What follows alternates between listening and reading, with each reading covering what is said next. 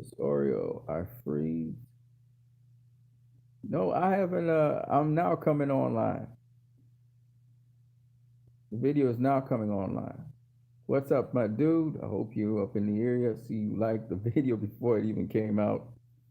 We're gonna talk about Carissa Shields versus Maria Eva Decaire, and we're also gonna talk about Dontae Boxing Nation's comments concerning Eric Morales comments on Canelo. So we're just gonna go into that. Um, and please feel free to leave your comments as you see fit in the chat area. Unfortunately, we're just gonna be talking right now, but I always like people to come on the streams and come in, say your piece, and leave. We're gonna have a nice little discussion with one of my subscribers in the next video. Okay, so let me just go through this because this actually I watched the video this morning, but I actually been doing a lot of other things during the day. So let's get to this one. So Chris Oreo, first of all, my brother, I am now online. So I'm not frozen. I'm just not online. Now I'm now online. All right. Uh, checking to see the time when you actually came through 6:30, 6:53 p.m. All right. So we're here. So let's talk about Carissa versus Decaire. Carissa actually was doing the right thing. She was getting her foot in the right position. But Decaire had that really interesting way how she can keep her lead foot on the inside of her opponent's lead foot. But because she's also measuring distance and coming in and out, she's able to catch her opponent with either a jab or with a straight left, as she likes to come in with a straight left. She didn't really have power to really phase Clarissa Shields, but she was catching Clarissa Shields with some clean lefts. But what really impressed me most was the way how she used her hands, her lead hands, and her other hand to maintain distance and spin away from Carissa. And even when Carissa got her in the corner, she knew how to turn Carissa so that Carissa would be to get against the ropes and not herself. Pretty decent boxer, the care.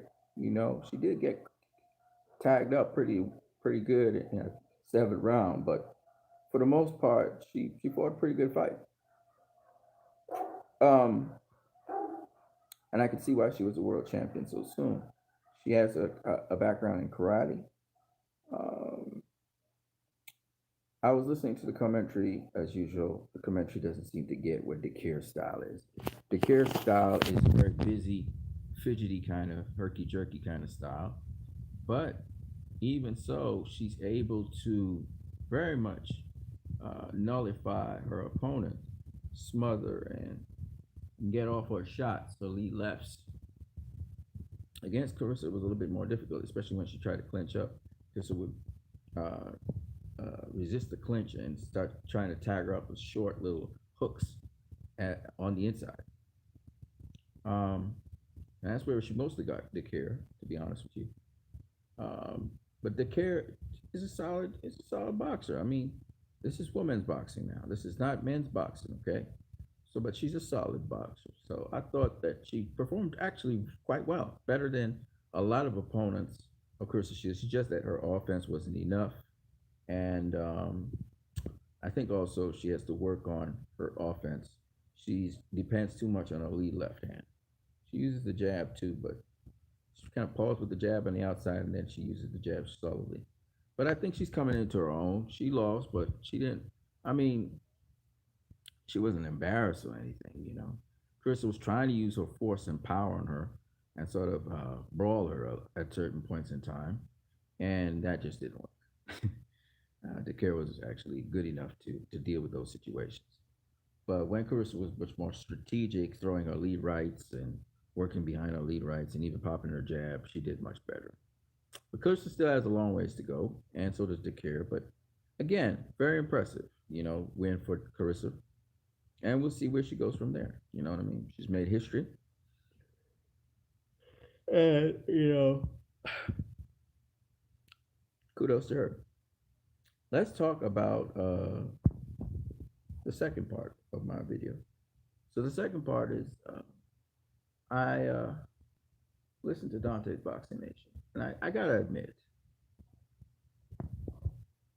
Dante's Boxing Nation is biased against Canelo. It's just what it is. And I've also seen the channel Boxing Ego, and it's very negative. Even Aki Sports TV, well, Aki, I like Aki.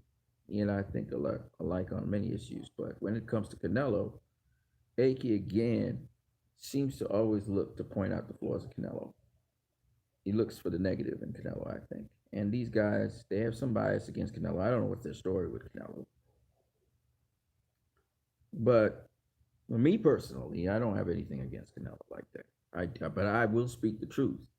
Yes, certain things are very inconsistent with Canelo and the WBC. And I blame both of them. Okay. Canelo taking the franchise belt, for example, at 160, should not have taken the franchise belt, should never requested it. When Canelo again accepted the WBC title, people are saying, well, what is he supposed to do? It's a title. He should take it. No. To make unifications worth the while, you want to be facing you. He did just like Gennady Golovkin. Gennady Golovkin just wanted a belt. He didn't want to face Canelo. He wanted a belt. The goal to becoming undisputed is the whole point behind it, becoming undisputed. The whole point behind it is to say that you are the guy. But if you're avoiding top fighters and just collecting belts, you're not. That undisputed is not as valuable as an undisputed champion who faced all the champions and beat them. Right? Okay. So I have no problem with him facing Billy Joe Saunders. And as I said on, what's his name? Oh, come on, man. What's his name? I was on, not Ego, but it does have a name that begins with E. I can't remember what his name is. The British kid, the British dude, the British man. On his channel, I said, yes, Billy Joe Saunders doesn't commit to fights. Like, you don't know if he's going to just jump out of the fight and drop out of the fight. You do not know that. But when it comes to Billy Joe Saunders, I'm listening to everybody. David Benavidez is the best super middleweight in the division. First of all, you can't say David Benavidez is the best super middleweight in the division, and he hasn't faced Canelo. That's the first thing. The second thing is, he's not better than Billy Joe Saunders. I've said it over and over again, and I will hold to that opinion. Billy Joe Saunders is the next best middleweight in that division. That's why Canelo's facing him. It was kind of like, in the middleweight division, it was Triple G. Canelo faced Triple G. And then after that was Danny Jacobs. And Canelo faced Danny Jacobs, right? After he had beaten Danny Jacobs, guess what? Demetrius Andrade had a WBO title. So Canelo was supposed to go after Demetrius Andrade. But he had faced Triple G and he had faced Danny Jacobs, the two best guys in the division at the time. So it's kind of weird when I hear people say, oh, Canelo's ducking Demetrius Andrade or he's ducking Charlo. In terms of these guys are so good that Canelo's ducking them. I don't think, personally, this is just my personal opinion, I don't think that Canelo can't beat Demetrius Andrade. I don't think so.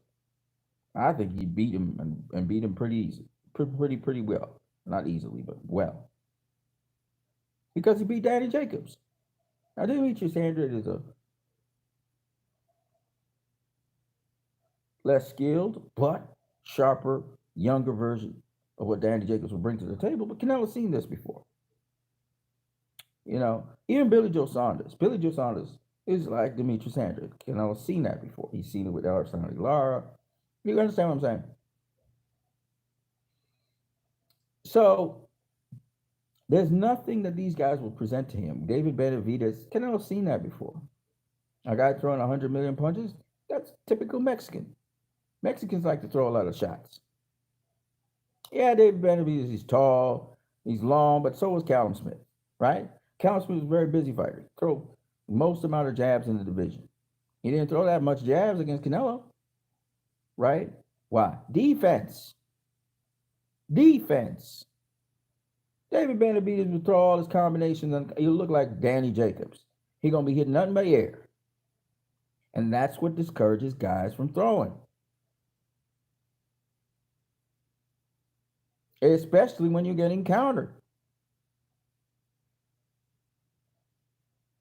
Now,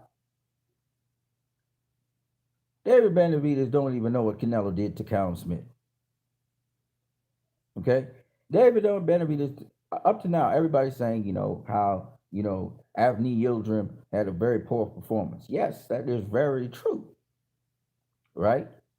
But why did he have a very poor performance? The performance before that against Anthony Durrell was a lot better. Oh, they say a different trainer. No, it has nothing to do with a different trainer.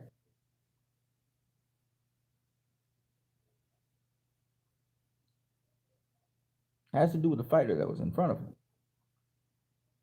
Ask yourself this question. Sergey Kovalev, Julio Cesar Chavez Jr., fucking Triple G, right? Sergey Kovalev, Callum Smith, right? All of these guys face Canelo and he's walking them down. Let me say that again. Hear me out. How is he doing it? I know how he's doing it because Shakur Stevenson did it in his last fight. I know how he did it, but a lot of y'all talk. No disrespect to you, but you don't understand boxing. That's the truth. Think about this. This is some motif that was going on and on and on. Erislandy Lara. James Kirkland charged out at Canelo early. Canelo used his defense. Then Canelo's walking down James Kirkland. Think about what I'm saying now. Alfredo Angulo, he walked him down. Watch now. He walked down. Interestingly enough, he did not walk down Liam Smith. Liam Smith was walking him down. That was a very interesting fight. Something to be said about that fight. But he walked down. Everybody always saying Canelo had the weight advantage. He always had the weight advantage. Okay, fine. So when Canelo faced Triple G, the first fight was on his back foot, right? He was boxing and moving. The second fight, he walked him down. How was Canelo able to walk down Triple G? How was Floyd able to walk down Conor McGregor? How was Floyd able to walk down Canelo? Canelo walked down Triple G. He did not walk down Danny Jacobs. Danny Jacobs has certain skills in his skill book. So Canelo had to fight him in the center of the ring. Couldn't really walk down Danny Jacobs. Danny Jacobs got a lot of skill. Okay? But after that, he walked down Sergey Kovalev. He walked down that kid, what was his name before the Danny Jacobs fight, that easy fight that he had with Rocky Fielding. He walked him down, right? He walked down Sergey Kovalev, right? Then he came back and he walked down Callum Smith. Now, how was he able to do that, ladies and gentlemen? Do you know? Do you understand how he was able to do that? Because that's not coincidence. And no, he's not taking steroids. He's a smaller guy than these guys. And if these guys could catch him clean, it'd have him doing the skanky leg. No, he is doing something specific. Floyd Mayweather, when he was sparring, Mama's boy, that they call him, 168-pounder, was walking him down. And Mama's boy didn't understand what the hell was going on. Why is this little guy walking me down? It's boxing. Do you want to understand boxing? Do you want to understand how these fighters do what they do? Skills pay the bills. Skills pay the bills. A lot of y'all don't understand boxing. How could a smaller guy than another dude walk down that dude? Is it sheer power? Floyd isn't that heavy a puncher. Canelo's not that heavy a puncher. So what makes Canelo able to walk these guys down? I'm gonna tell you. There are several factors. First one, Floyd and Canelo both do it. Manny Pacquiao actually does it a little bit. Precise footwork. I saw Shakur Stevenson implementing the same footwork that Canelo was using in his last opponent, walking him down. Very strategic. Floyd does it too. Because Canelo, Floyd, and Shakur have very, very quick reflexes, their reaction time is very, very fast. They can punish you. Not only can they close the distance very quickly, but they can punish you and then be gone. They can be in the pocket and out of the pocket in a blink of an eye. I'm going to give you the secret why Canelo does what he does and why he's so good in fights. And this only comes with repetition. It's not about just being God-gifted and talented. This is repetition. Canelo cuts angles of approach that allow him to enter the pocket, and he knows instinctively what to do if a fighter decides to work off his jab or if a fighter decides to throw combinations. He knows just how close to inch in. It's called precise footwork. You're coming in off an angle. You're not coming straight at the guy. It looks like you're coming in straight. You're never coming in straight, but you're coming in off an angle as you circle. And you're inching in on the guy. You're using what is called virtual distance. That is to say, you are closer to the guy than he thinks you are. Okay? This is boxing now. We're not talking bullshit. We are talking boxing. Okay? And there are only certain special boxers that do this stuff. Shakur Stevenson's one of them. Okay? So, as his opponent is circling in the ring, Canelo is closing ground on him. But he's very careful how he's closing the ground. He's willing to give back up the ground and then go back to getting the ground that he lost. But he's inching in on you. And while he's inching in, he's not using your typical jab. He's using your two guard.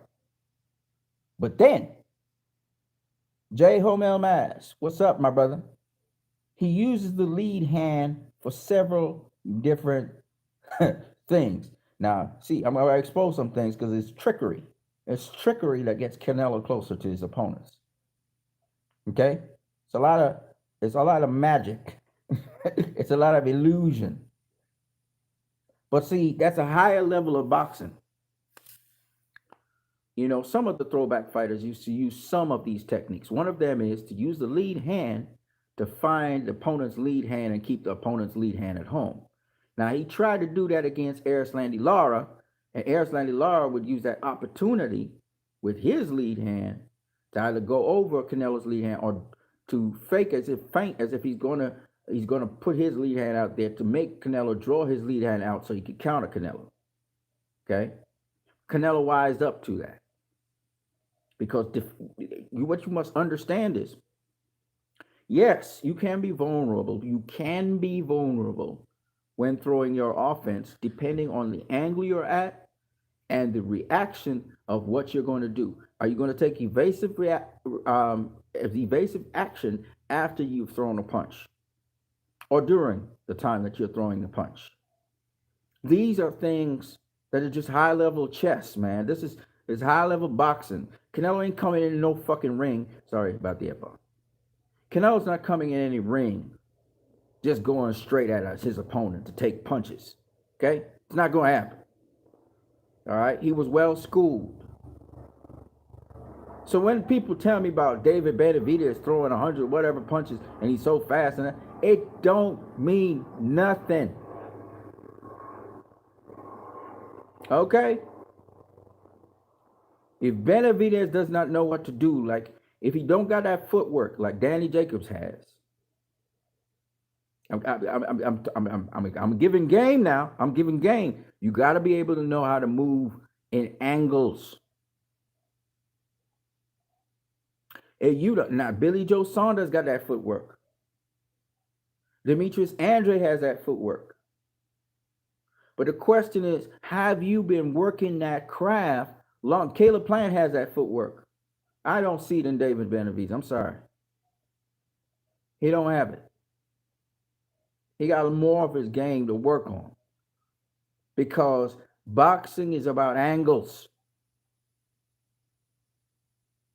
You have an angle of entry and you have an angle of exit. And Canelo got that down pack. That's why I said he has what is called precise footwork. He's not just coming in on you. He's coming in at you off on an angle. He's not just coming straight at you. He may look that way, but he's not. And he got an angle cut perfectly based on your body. He know how to throw a perfect left hook to you, whether it's to your body or to your head, because he's coming in off an angle. That's what a lot of people don't understand. They wonder how Canelo just closed the distance on a guy with longer reach. Well, he got longer reach, but he's not in the right plane to use his reach against Canelo. When Canelo throw a jab, it's off an angle. It's either from low to high. Sometimes he throws a jab, that's a spare jab. He slipped off to the side and come up with the spare jab. Sometimes he puts out the hand to keep your jab at home.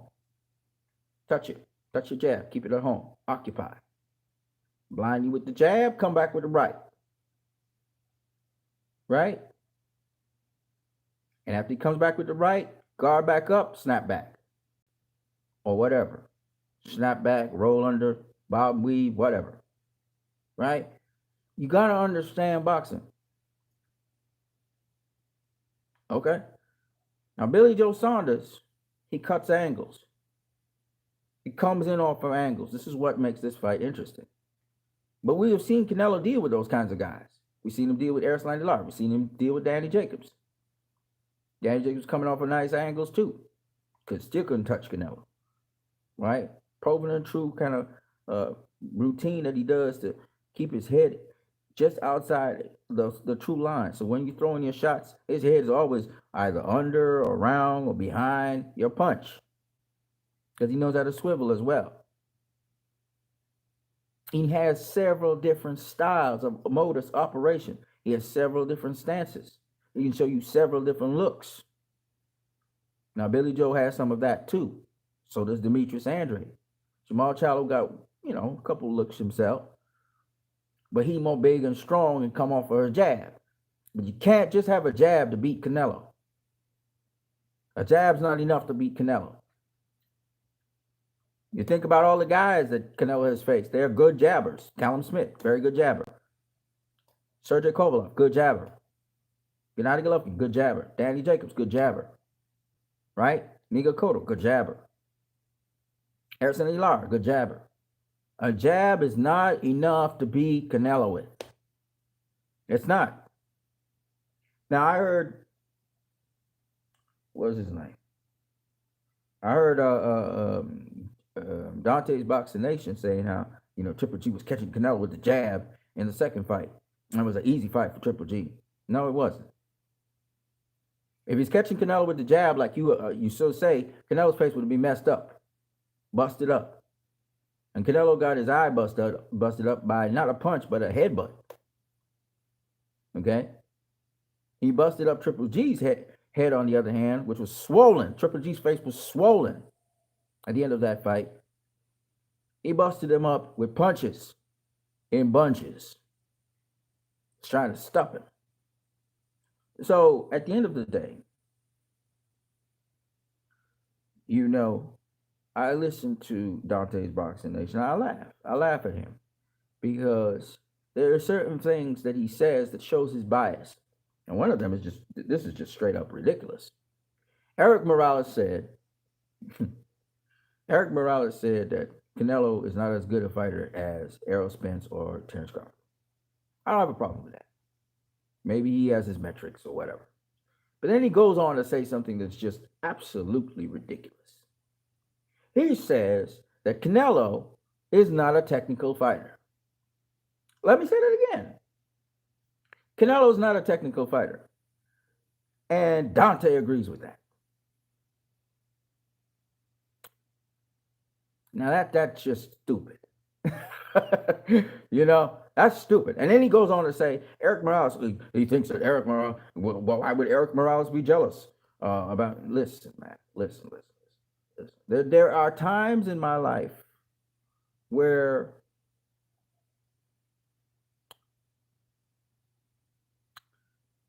where stupidity is just something I don't really care to engage in. But on this topic, me and Dante disagree. There's no way in hell Canelo's not a technical boxer. Okay? Everything he does is technical. The last fight, Yildirim.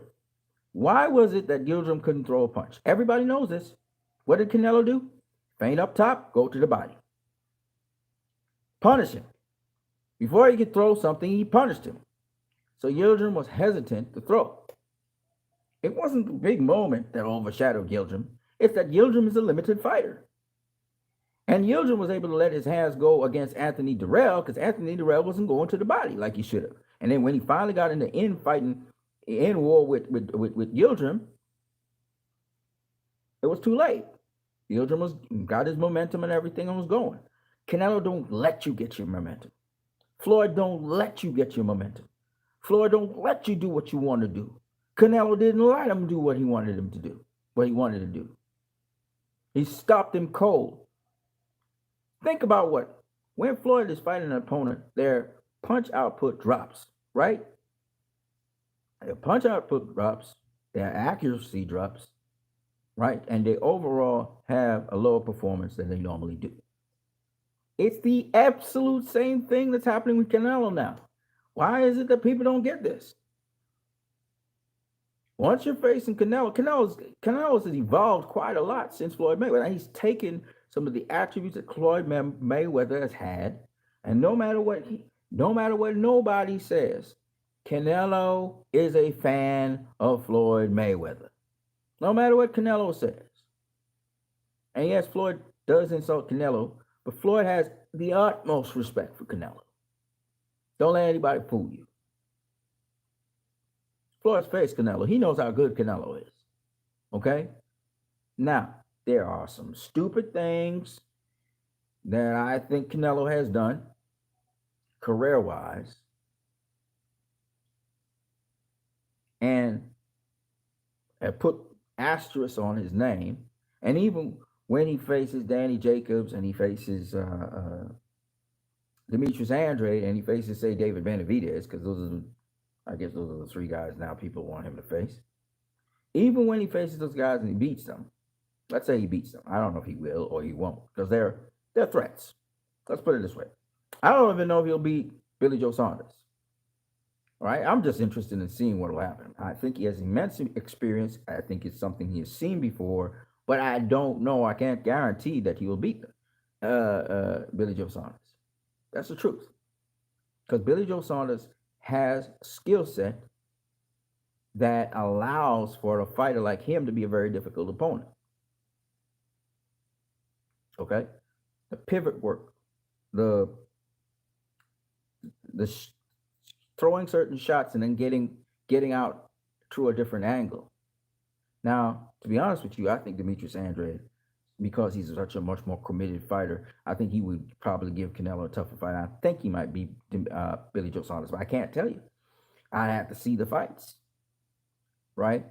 Jamal Charles is big. He's strong. He's a counterpuncher as well as he leads. He's a very aggressive boxer. Feeds off his jab. Has a little bit of being able to counter on the inside with those uppercuts and stuff. Do I think he would beat Canelo? No, I don't. I think he's the weakest link. He and David Benavidez are the weakest links. But he had a spectacular performance against Derevyanchenko and against Brian Adams. David Benavidez has had his last performance very spectacular. Knock out people. They're very excited fighters.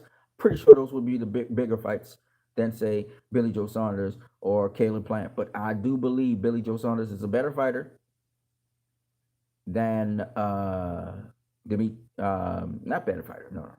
I think he's a much more qualified fighter than Demetrius Andrade. Okay. I think at 168 he's the best fighter right now up there. Canelo's actually facing the best fighter, and Canelo. I'm pretty sure Canelo has a question mark of whether can I beat this kid or not. I don't know. We'll see, right? Because Billy Joe Saunders hasn't ever suffered defeat, so he has confidence, and he plays mind games, a lot of mind games. So it's an interesting thing, but of course Billy Joe Saunders is the best 168. Now, is Billy Joe Saunders better than Jamal Charlo or Demetrius Andrade? They have to fight for us to see that. I can't really say. But they have tools to counter Canelo's style and beat him and definitely give him a difficult fight. They have the tools. But a lot of people don't understand when you say they have the tools. But David Benavidez and Caleb Plant don't have the tools. I lump David Benavidez and Caleb Plant in the same category.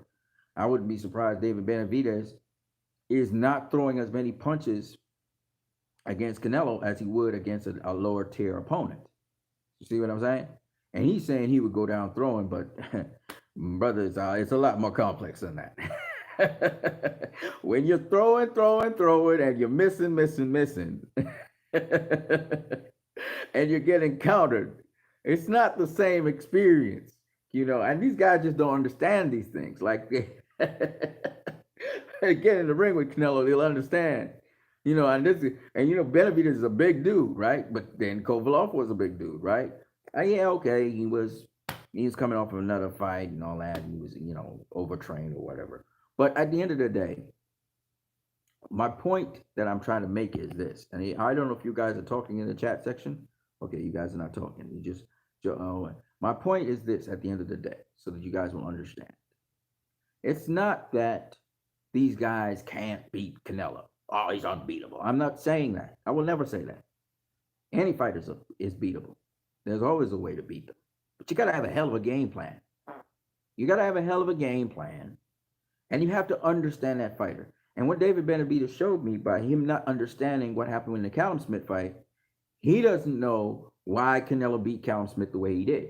And if you don't know why Canelo beat Callum Smith the way he did, and you know that Callum Smith is a very good fighter, and you know that Callum Smith is generally an active fighter, and you know that Callum Smith is a good fighter like yourself and has a style something like your style, if you don't get why Canelo beat Callum Smith, you will not be able to deal with Canelo when it's time to face him.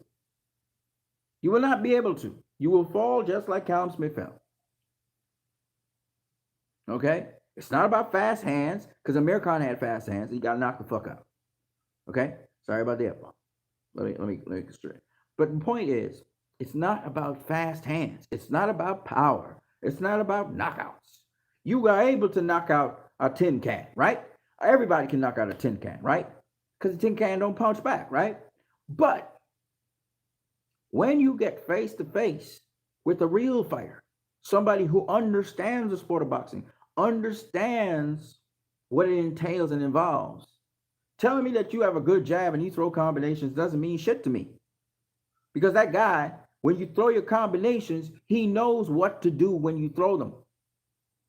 He knows what to do. We see it all the time. Canelo, we saw Callum Smith throw his combinations. None of them hit, or if they hit gloves. Okay? So to beat Canelo, you've got to do certain things. And one of them is, you better know how to damn pivot. You better know how to pivot. If you don't know how to dance, then my friend, you cannot handle Canelo. You can't. If you're flat-footed, you're not going to beat Canelo. You've got to be able to dance. You must work on your pivot work. You must work on your angles. You must work on entry and exit.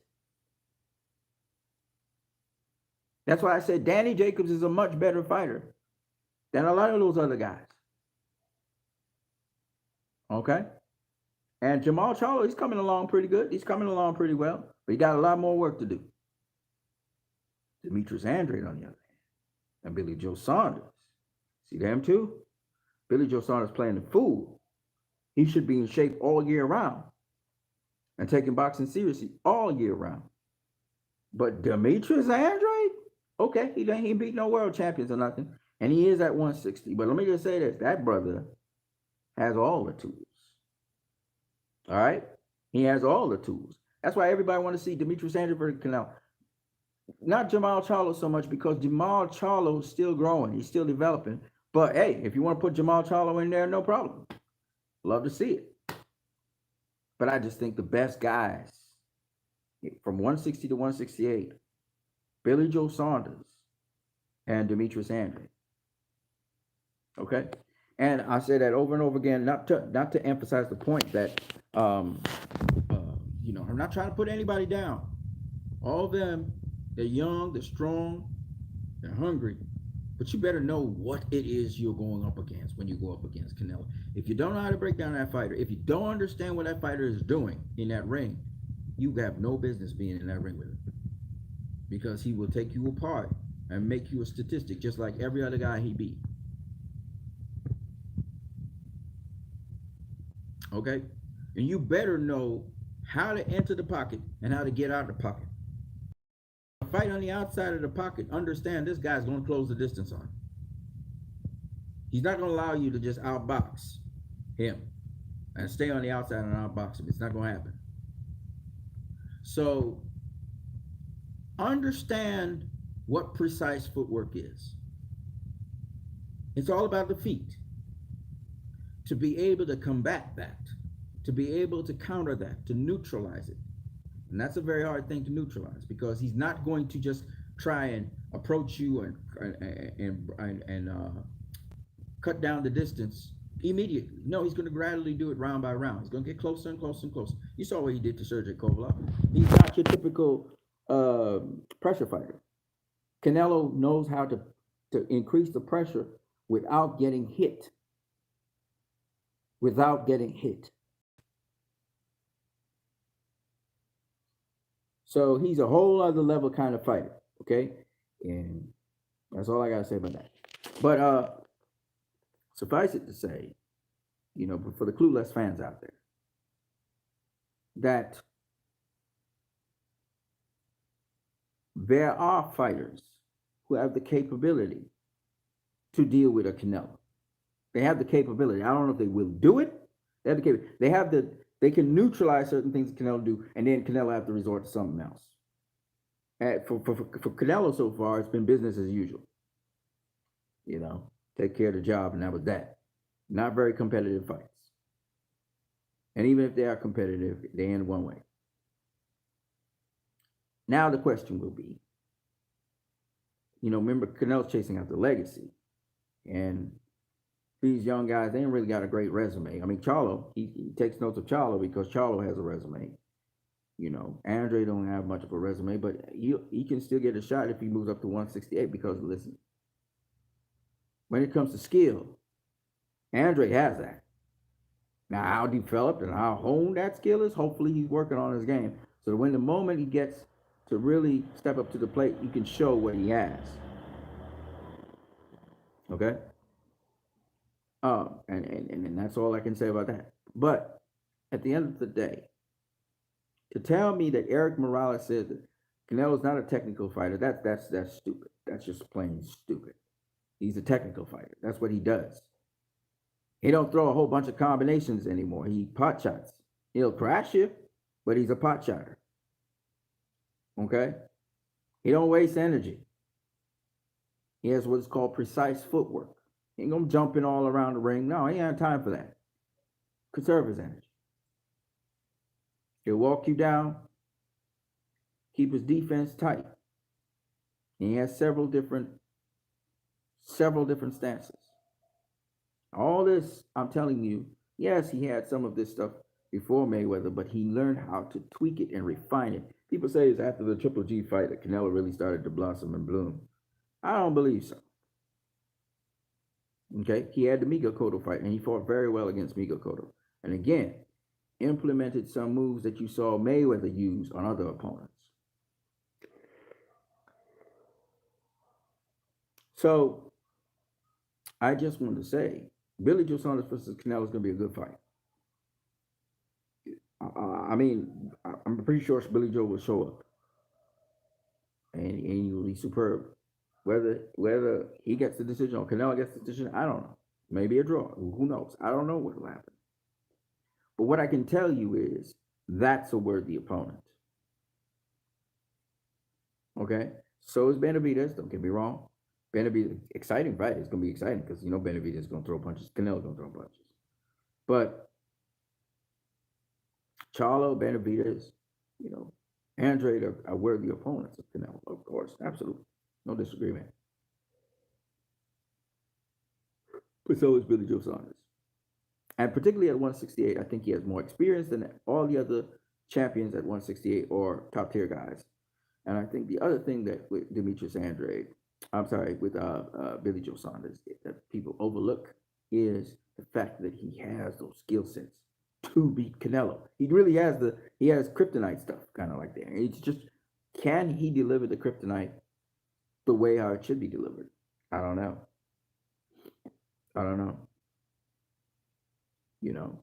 But obviously Canelo will have to fight Billy Joe Saunders differently to how he's been facing the other opponents. He's got to put some wrinkles into his game. But of course, he has a lot of wrinkles and a lot of tricks up his sleeve. As we can see, Canelo fight by fight, he comes with a different approach to every single fight. He has different guards. He has different ways of approaching his opponents. It's still precise footwork, but I'm saying he has different little tricks that he pulls out of his sleeve for different opponents. Okay? And he has Floyd Mayweather to thank for that. He can talk about how much he wants to talk about Sugar Ray Robinson. He could talk about how he pulled this off of Hank Henry. He could talk about how he pulled this off of Benny Briscoe or Julio Cesar Chavez or whoever. But he didn't face those guys. Learning in boxing is doing. So when you box someone, especially in a pro fight, you learn so much from them. And he learned a lot from Floyd. I don't care what he says. He learned a lot from Floyd. It's Floyd that made him who he is today. And he knows this. And he knows he'll be the greatest Mexican fighter that ever lived for a good portion of time because he's way ahead of the curve. He's only 30 years old. He's faced 16 world champions. He beat 15 of them. He's on pace, to do remarkable things. Win, lose, or draw. So we look forward to those fights. I think people get into Canelo or whoever his team or management's head and say, black fighters, they slick and they skip. Man, just bring it on, okay? Bring them on. Let's face everybody. Slick fighters, non-slick fighters, power punchers, big tall guys, short little guys. Bring them on. Bring them on. The bigger the fight, the better. Because the only guy right now at this point in time, I think, that would truly beat Canelo is himself. I think he's got a head start on everybody. He's got so much experience facing top tier guys. And them other guys don't have that. And that's the deciding factor. Experience. Especially when you're applying yourself. You learn from your experiences and you take that to develop your game and to get better. And for anybody who says, well, Canelo hasn't, gotten better by leaps and bounds, it's the same Canelo, that's not true. And it's not cherry picking and matchmaking that makes that possible. Okay? It's not true. We saw what he did against Danny Jacobs.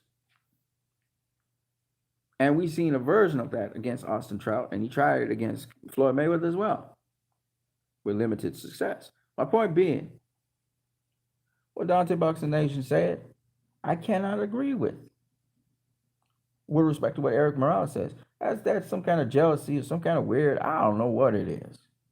But Eric Morales should know better. And Eric Morales wasn't the most technically sound guy. He was reaching with a lot of his shots.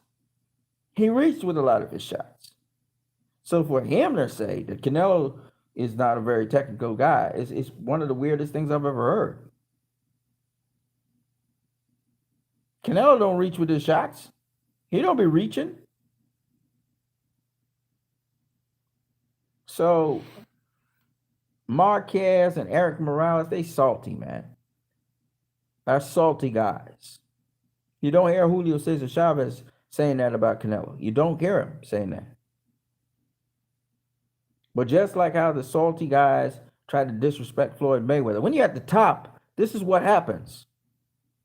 There's a bullseye on your chest. Clarissa Shields, same thing. She just accomplished something that no woman in boxing has ever done. But there's always the salty people out there, whether it's boxers or otherwise, who will say, oh, no, Katie Taylor is better than Clarissa Shields. And you look at them like, dude, look at what Clarissa Shields just done. Okay, Katie was undisputed once. Can she be undisputed again? So I don't know why it is when guys are at the top. I mean, yeah, I could see grounds where Canelo, encouraged ducking. He ducked Jamal Charlo. He ducked Demetrius Andrade. Okay, fine. And he ducked Demetrius Andrade twice, right? I get it. But at the end of the day, if he faces Demetrius Andrade after all of that ducking and he beats his ass, then what are we talking about here? If all the guys that people allege he ducks, which they do have some credibility to it, but if he ends up facing them while they're in their primes anyway, what does it matter? They were in their primes. See, people feel everything must happen now. Teofimo Lopez, it must happen now with Devin Haney. Okay, maybe. But if he ends up facing Devin Haney and Devin Haney's still in his prime and Teofimo Lopez is in or not in his prime, what does it matter? He faced him. Especially if he wins. So I'm just saying this to say that we will see what happens. We will see what happens with Canelo and these other opponents. He's facing Billy Joe Saunders. And Billy Joe Saunders ain't easy work. And if Canelo's saying Billy Joe Saunders is easy work, he's either fooling you, the public, or he's in for a rude awakening. Because Billy Joe Saunders ain't no chump. And we will learn that very soon. Anyway, this is what you need in the building, coming out of the building.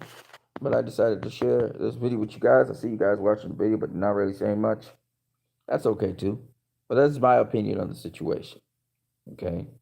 I think Canelo is the best boxer in the world right now.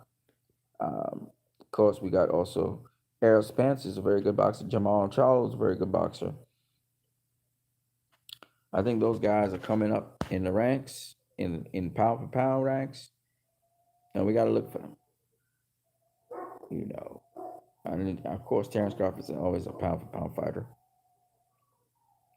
And Terrence is talking about probably facing Jamal Charlo. That would be great.